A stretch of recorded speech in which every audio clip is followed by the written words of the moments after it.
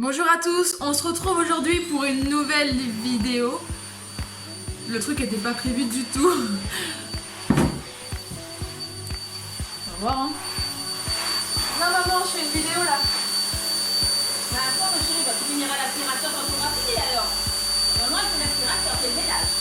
Ok? Ah le compromis. Vas-y bah je le ferai après. D'accord. Merci. La pire intro du monde, mais bon, c'est pas grave, on fera avec. Donc comme je disais, nouvelle vidéo, ça va porter sur les fessiers. Et là, la meuf tombe, vous allez vous dire, mais Alicia, on a 10 000 vidéos sur le sujet par rapport aux fessiers sur YouTube, qu'est-ce que tu vas bien pouvoir nous concocter? Et ben donc justement, comme je viens de le dire, il y a plein de vidéos sur YouTube par rapport aux fessiers, comment avoir des grosses fesses, comment obtenir des grosses fesses en 30 jours, quel exercice pour quel muscle, etc. Mais j'ai analysé qu'il y a deux choses méga hyper importantes qui n'ont pas été abordées. Et évidemment, comme je suis maligne et que vous êtes malin, vous allez sûrement sauter à la fin de la vidéo pour savoir les sujets qui n'ont pas été abordés. Mais voilà, je vais faire comme à l'école, on va partir du plus simple au plus compliqué et surtout, on va quand même partir de la base, même ça a déjà été fait 1 milliard de fois, pour revenir aux sujets les plus, disons, importants et surtout très stratégiques. Donc voilà, comme vous le savez, nous avons des fessiers, et jusqu'ici tout est normal. Nous avons 2 fesses et nous avons dans ces 2 fesses des muscles. Donc première partie, de manière hyper express, nous avons 3 muscles dans les fessiers. On les appelle le grand glutéal, le moyen glutéal et le petit glutéal. Donc glutéal c'est vraiment le mot latin qu'on emploie généralement, mais vous pouvez encore les appeler moyen, grand et petit fessier. Donc pour parler du grand fessier, le voici. C'est lui qui va permettre la forme bombée de vos fessiers. C'est le plus volumineux, le plus puissant du corps et également superficiel. Quand on entend le mot superficiel, ça prouve qu'il va y avoir un résultat. Rappelez-vous, j'avais fait une vidéo sur les abdominaux et je parlais du transverse qui lui était un muscle profond et donc qu'on ne voyait pas les résultats, qu'on ne voyait pas, disons, le visuel. Donc rappelez-vous, superficiel, on voit le résultat, profond, on ne voit pas le résultat. Comme justement le petit fessier. Donc ensuite, le moyen fessier. Donc lui, il va vraiment se situer sur le côté de la hanche, donc juste ici. Donc lui, il est un peu plus haut, plus petit que le grand fessier, et il permet en fait la forme arrondie. Et ensuite, le petit qui lui est, disons, vraiment de manière profonde. Donc vous n'allez jamais pouvoir voir ses résultats, mais il faut quand même le travailler. Et voilà, maintenant grâce à toutes ces informations, tu vas pouvoir travailler de manière autonome et efficace tes fessiers. Donc je suis vraiment contente de t'avoir apporté ces informations et je te laisse te débrouiller avec tout ça. Salut! Ha ha ha! Pas du tout. Ok, maintenant vous savez les fessiers, vous savez un petit peu ce qu'il en est par rapport à ça, mais c'est impossible d'arriver à, disons, corréler les exercices avec ce que je viens de vous dire. Maintenant que cette première partie est finie, oui, je l'ai dit de manière express, mais c'est parce qu'il y a tellement de vidéos sur le sujet sur YouTube, j'ai pas envie de radoter, j'ai pas envie de vous ennuyer. Donc voilà, si vous voulez plus d'informations par rapport à l'anatomie, je vous aide d'aller voir cette vidéo-là, donc c'est de Juju Fitcat. Elle a fait une vidéo sur les fessiers, elle est vraiment top, j'ai même analysé pour vous dire pour faire cette vidéo. Donc voilà, si vous voulez plus d'informations, allez la voir. Maintenant que la première partie Anatomie Express est terminée, on va pouvoir passer à la deuxième partie, où je vais vous citer des exercices pour travailler tel ou tel muscle des fessiers.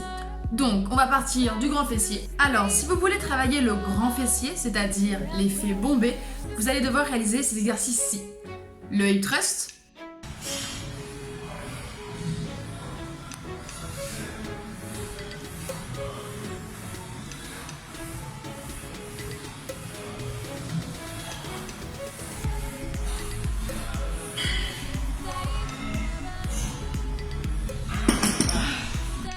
Vous allez également devoir travailler le glute.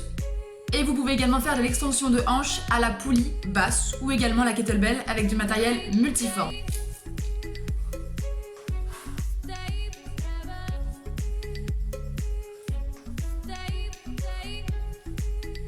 Donc voilà, j'ai regroupé 3 exercices vraiment fondamentaux pour le grand fessier.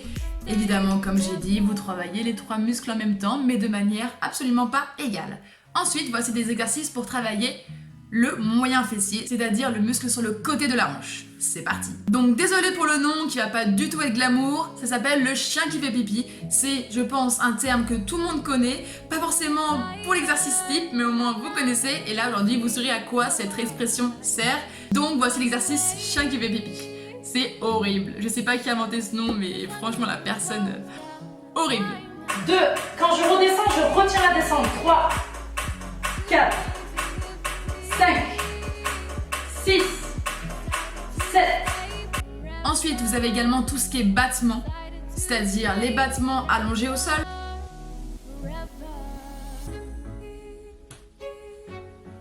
Vous pouvez également le faire sous forme de rond.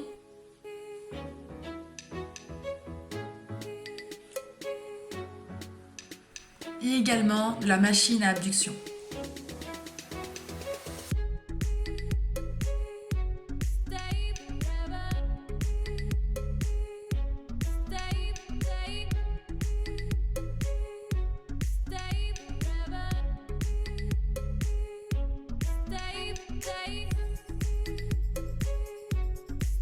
Et là vous allez me dire, ok vas-y maintenant montre-nous les exercices pour le petit fessier. Et bah sachez qu'il n'y en a pas de spécifique, car le petit fessier, vu qu'il est profond, va travailler en permanence, que ce soit des exercices spécifiques pour le grand fessier, également pour le moyen fessier. Donc il est recruté en permanence. C'est plutôt cool. Et évidemment, il faut savoir que le corps travaille en synergie, c'est-à-dire qu'ils travaillent ensemble. Les muscles, tous les muscles de notre corps, ils sont liés. Donc là, nous avons le biceps, Attention, alors là c'est hyper stressant parce que je suis coach et c'est là où t'as tous les yeux qui te regardent, même si vous ne me voyez pas, il n'y a que ma caméra. Je sais qu'après il y aura une vidéo qui va se mettre sur YouTube et vous allez avoir plein de yeux qui vont me regarder et là on va voir si elle va se tromper, c'est qu'il y a un couteau et tout. Donc le biceps, le triceps, les deltoïdes, tout est lié. Et également pareil pour les fessiers, c'est-à-dire nous avons le fessier, là nous avons l'ischio, le quadriceps et tout est lié parce que le corps travaille en synergie, ils travaillent ensemble. Donc voilà pourquoi c'est très dur d'isoler un seul muscle. Mais c'est possible, la preuve, ça s'appelle l'isolation. Et donc pour ça, il existe des exercices spécifiques pour travailler de manière isolatrice et donc travailler un seul ou disons un petit groupe de muscles. Donc évidemment, je pense que vous le savez, mais c'est pas non plus négligeable de faire un petit rappel, petite piqûre de rappel comme on dit souvent. Sachez que vous pouvez faire tous les exercices de la terre entière. Si vous ne contractez pas vos muscles quand vous les travaillez, vous n'aurez jamais les résultats attendus. Donc quand vous travaillez le grand, le moyen, le petit fessier, sachez qu'il faut contracter ces muscles de manière directe et également indirecte. Je m'explique, pas de panique. Donc, nous avons un cerveau, ici, où nous possédons des neurones. Et il faut savoir que le cerveau va avoir un impact considérable sur, disons, le muscle à contracter. Aïe! Oh le gros fail! La meuf se remet la jambe, mais normal, hein, regardez. Et je me fais mal. Voilà, ici il y a un tiroir, je me suis cognée. On s'en fout, Alicia, on s'en fout, mais je voulais trop le dire, j'avais pas envie de couper la caméra. Donc je disais que le cerveau a un impact sur le muscle de contracter. Pourquoi? Nous avons des neurones dans notre cerveau. Oui, je vous l'accorde, il y en a qui en ont moins que d'autres. Et il y a donc des neurones, dont certains qui s'appellent des motoneurones ou neurones moteurs, et qui sont spécifiques parce que ces neurones sont connectés et directement liés aux muscles. Donc en fait, quand tu vas te concentrer sur l'exercice que tu es en train de faire et également sur ton muscle, et bah tu vas déclencher une sorte de liaison entre ton cerveau et le muscle et tu vas travailler de manière 10 fois plus optimale. Donc, c'est-à-dire qu'il y a 3 moyens de contracter ces muscles, et donc là, par la même occasion, les fessiers, de manière physique, en déclenchant la contraction. Là, vous voyez, sans le vouloir, vous ne le voyez pas, je contracte mes abdominaux. C'est pas facile, il faut un maximum d'air, et il faut savoir le faire au quotidien. Faites-le, on va voir si ça marche sur vous. Arrivez là, maintenant, tout de suite, quand vous parlez à quelqu'un, essayez de contracter vos abdominaux sans qu'ils s'en rendent compte, sans devenir tout rouge comme une tomate, et en continuant à parler. Franchement, c'est pas si facile que ça. Donc de manière directe et également donc physique. Ensuite psychique en pensant à vos fessiers. Donc voilà pourquoi tout à l'heure j'ai fait un petit cours express d'anatomie pour permettre de visualiser vos fessiers. Vous ne pouvez absolument pas contracter vos abdominaux et les visualiser si vous ne les avez pas vus. Donc voilà, 3 moyens, physique, psychique, visuel. Et là vous allez me dire, mais Alicia, mais comment tu veux qu'on pense à tout ça en un minimum de temps? Et c'est là que j'en viens. Beaucoup de personnes pensent que la musculation, faut pas être intelligent pour ça, c'est assez simple, etc. Ça requiert pas beaucoup de concentration. Mais en fait, vous avez tout faux. Mais c'est là où vous avez tout faux. La musculation, ça demande une concentration de malade, ça demande de la coordination, ça demande de la concentration. On travaille des fois sur la proprioception Et là, tu vas me dire, qu'est-ce que ça? Et bah, si vous voulez le savoir, vous me demandez, je ferai une vidéo sur le sujet. C'est tous ces petits composants qui vont vous permettre une meilleure croissance, une meilleure productivité, une meilleure rentabilité. On voit que la meuf ne sort pas de bac ES pour rien. Mais voilà, tout simplement, si vous arrivez à faire ces 3 choses, quand vous travaillez tel ou tel muscle, vous allez avoir un rendu hyper optimal. Et voilà pourquoi, quand je suis en coaching, je n'arrête pas de radoter sur le fait de visualiser ces muscles, donc par la même occasion, là, les fessiers, pour avoir encore plus de connexion entre le cerveau et le muscle et un meilleur rendu. Alors, nous avons parlé d'optimum. Malheureusement, vous savez à quel point la vie a souvent tendance à nous rendre les choses plus compliquées. Mais entre nous, c'est mieux, non? Parce que si tout serait facile, on n'aurait même pas envie de le faire. C'est quand c'est compliqué qu'on aime le faire. En tout cas, pour ma part, c'est ce que j'aime. Donc, on a parlé des facteurs d'optimisation. Maintenant, on va parler des facteurs de régression. Et c'est là où je vais t'apprendre 2 choses fondamentales par rapport aux fessiers et même un petit peu aux autres muscles de base, à part pour le 2e facteur. Mais donc ne bouge surtout pas parce que là, tu vas apprendre quelque chose. La première chose que vous devez savoir, c'est que le corps travaille en synergie, je vous l'ai dit tout à l'heure.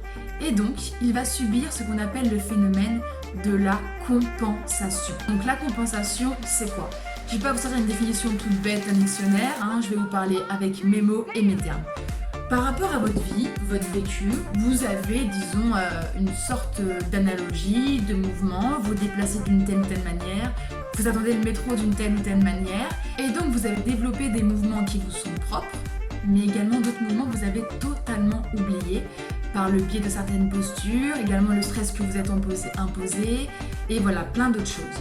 Vous avez peut-être également fait des faux mouvements lors d'activités physiques, mais également aucun mouvement à cause du sédentarisme. Surtout, entre nous, ne cédez pas au sédentarisme. Il y a un tas de moyens de faire du sport, et je parle pas juste de la muscu. Marcher, aller faire des randonnées, aller à la piscine, faites du volley, faites n'importe quoi, trouvez quelque chose que vous aimez et faites-le. Le sédentarisme, c'est ce qui tue le plus. Et donc tout ceci va créer une sorte d'amnésie. Attention, mettez le mot en 150 000 pincettes au-dessus de guillemets, prenez-le vraiment de manière dérisoire, mais essayez de comprendre le sens du mot amnésie.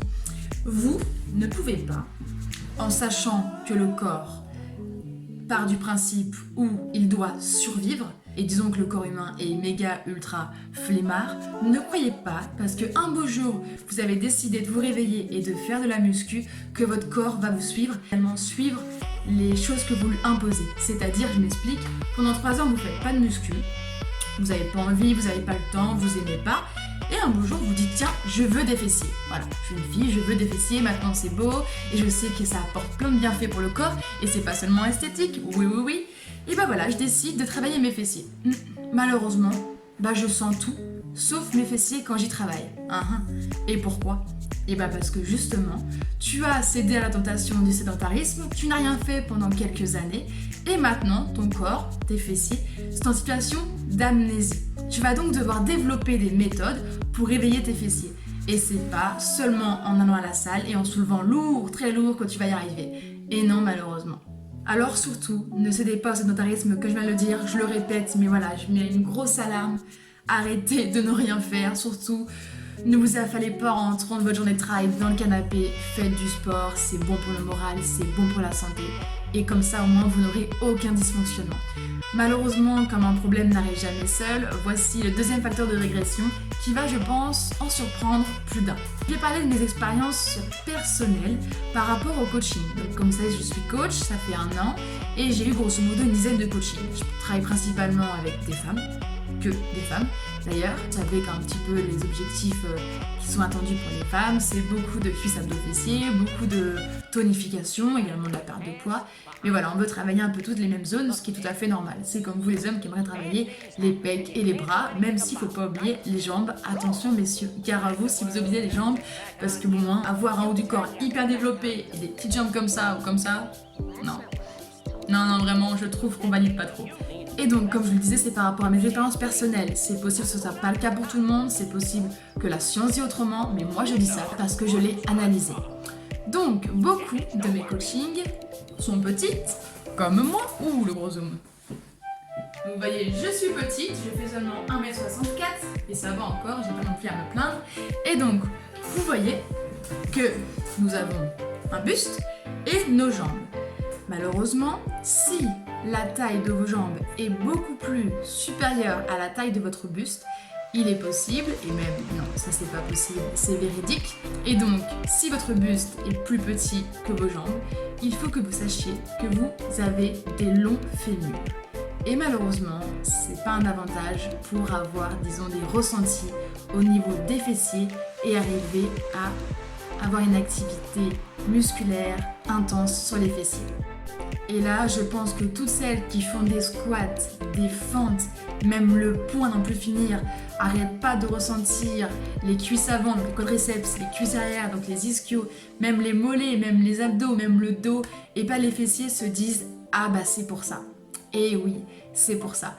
Et malheureusement, là, il n'y a pas de, disons, de solution miracle. Tu ne peux pas changer ton corps, tu ne peux pas casser tes os pour les raccourcir, tu ne peux pas augmenter la taille de ton buste, parce que je pense que tu as atteint ta taille maximale, hein, ça se passe à 21 ans pour les garçons, et nous, même un petit peu plus tôt pour les filles, ça dépend à quel moment vous êtes, disons, réglé. Mais voilà. Donc, pas de panique, Alicia a une solution. Vous allez devoir travailler de plusieurs façons possibles pour activer l'activité musculaire de vos fessiers. Pour activer l'activité musculaire de vos fessiers. La phrase, elle est pas belle, franchement. C'est pas la classe de sortir ça comme ça. Donc, quand je dis de travailler de manière différente, c'est-à-dire que arrêtez d'aller au plus basique, c'est-à-dire on vous dit de mettre lourd pour avoir un gros fessier, ne faire que du lourd. On vous dit que pour avoir, disons, des fesses fermes, il faut courir. Arrêtez et pratiquez tout en même temps. Courez, faites des squats, mettez du lourd, mettez du léger, mettez des impacts. Donc voilà, pour clôturer cette vidéo, je vous conseillerais de travailler de toutes les manières possibles vos fessiers. Mais gardez toujours à l'esprit que si vous prenez des charges lourdes, faites des courtes répétitions.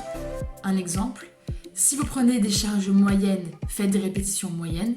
Un autre exemple, et si vous prenez aucune charge, c'est-à-dire au poids de corps, faites des exercices avec impact et instabilité, comme des squat jumps,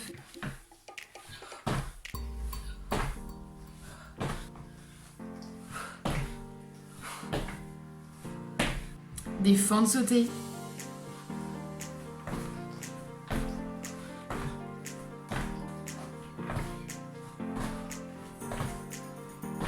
également des squats 90, 60 degrés, 360 degrés.